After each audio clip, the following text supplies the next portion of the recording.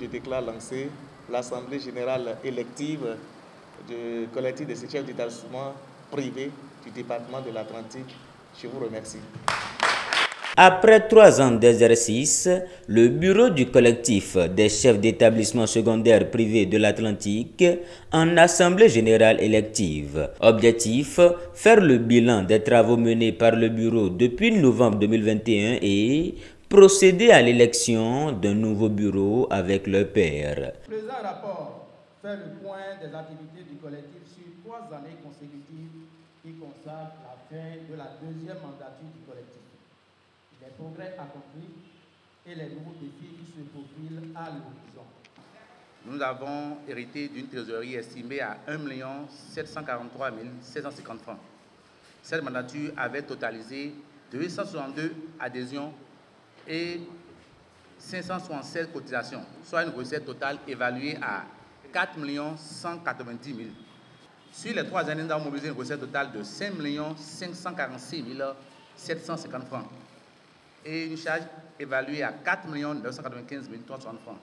Actuellement, nous avons un excédent positif de 551 390 francs dans notre trésorerie. Analyse du bilan. Adhésion et cotisation. Une augmentation des cotisations de plus de 628 sur la période, ce qui témoigne de l'engagement des membres et de la performance des actions du collectif. Le bureau a redynamisé les membres pour la mise en connaissance du rôle de chacun. Il a aussi organisé des examens blancs dans les sous-secteurs des enseignements secondaires général et techniques. Au thème de l'exercice 2023-2024, nous avons non seulement poursuivi et concrétisé le passé, mais aussi nous avons fait le plaidoyer en partenariat avec le patronat des établissements scolaires privés, l'EducMaster, pour la prise en compte des difficultés liées à la plateforme, formation des secrétaires des collèges privés et publics en partenariat avec la direction départementale et le patronat des établissements scolaires privés du Bénin le vendredi 11 octobre 2024 à l'amphithéâtre de l'université Le Faucon pour une gestion efficiente des courriers. En termes de perspective, nous retenons ce qui suit.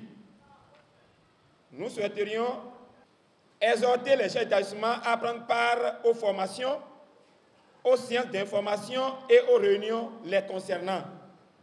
Présent sur les lieux, le directeur départemental des enseignements secondaires et de la formation professionnelle n'a pas manqué d'encourager le collectif dans la mise en œuvre des réformes dans le secteur de l'éducation. Vous faites beaucoup de choses et j'ai su tout à l'heure que, et tout le monde constate, que beaucoup d'établissements ne suivent pas encore le mouvement.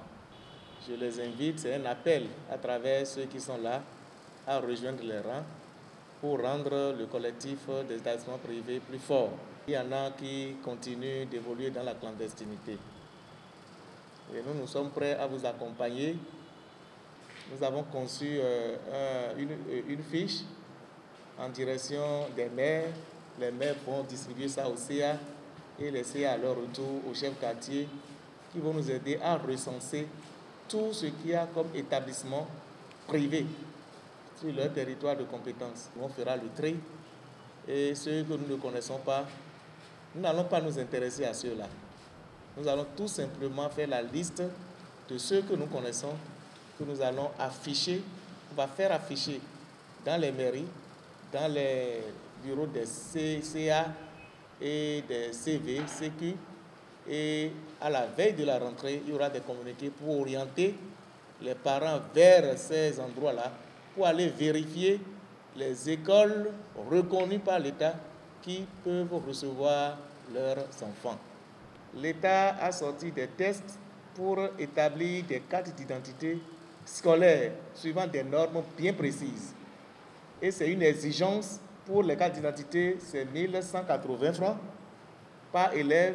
Si la contribution chez vous, c'est 250 000, vous devez prendre chez les parents 251 180 francs.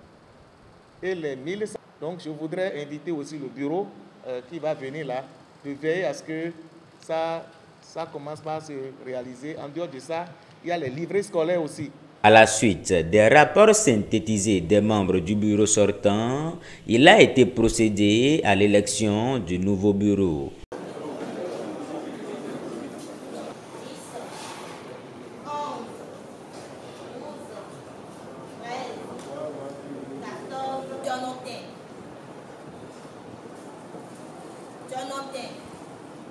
Othniel Dionontin reprend les rênes du collectif avec 3 vice-présidents et 2 secrétaires généraux. Président du bureau du collectif, M. Dionontin Othniel, vice-président chargé de l'enseignement général, Kwenou Alfred. Il faut savoir que c'est une gestion collégiale, demande de beaucoup prier pour nous. C'est vos prières qui nous amèneront à bien faire le travail. Pour la deuxième mandature, il y a des choses que nous avons ratées.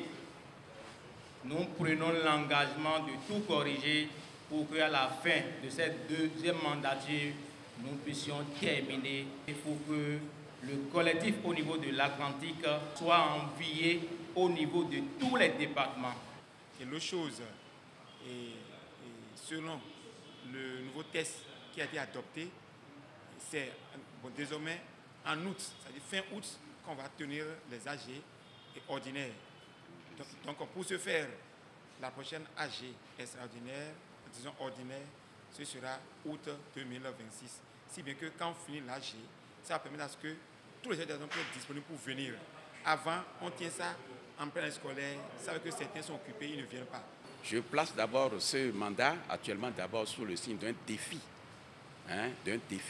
Parce que tout ce que nous n'avons pas pu achever, on va pouvoir d'abord l'achever et permettre à ce que les collègues aient une certaine confiance en nous.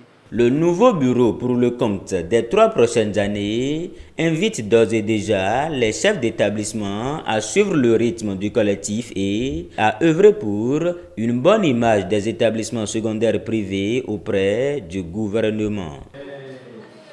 Officiellement, nous les installons au nom de tous les directeurs des collèges privés de l'Atlantique.